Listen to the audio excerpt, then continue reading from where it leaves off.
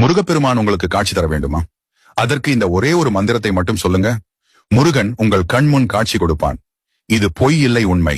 இந்த மந்திரத்தை சொல்வதன் மூலம் முருகன் காட்சி கொடுக்கிறான் அப்படின்னா முருகன் உங்களுக்கு அறிகுறி காட்டுகிறான். நான் உனது வேண்டுதலை ஏற்றுக்கொண்டேன் என்று அர்த்தமாகும். இன்று உங்களை இந்த பொதுநலம் வீடியோவை முருகனின் மூலம்தான் பார்க்கிறீர்கள். இதனை முழுமையாக பார்க்கவும்.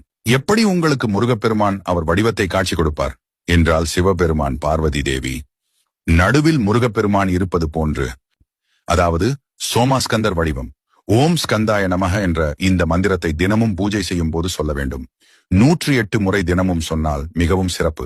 இந்த மந்திரத்தை நேரம் கிடைக்கும் போது எல்லாம் முருகனை மனதார வேண்டிக் கொண்டு சொல்லுங்கள். இங்கே வீடியோவின் கமெண்டில் கூட சொல்லுங்கள், ஓம் ஸ்கந்தாய நமக, நான் நினைத்த அனைத்தும் நல்லபடியாக நடக்க வேண்டும் என்று.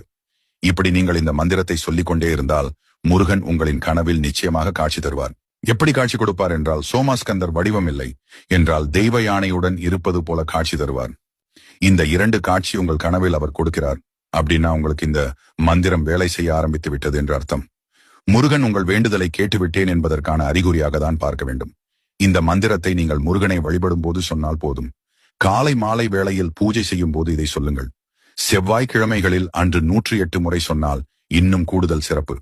இது போல நிறைய ஆன்மீக தகவல்களுக்கு எங்கள் பொதுநலம் சேனலை சப்ஸ்கிரைப் அண்ட் லைக் செய்து கொள்ளுங்கள்.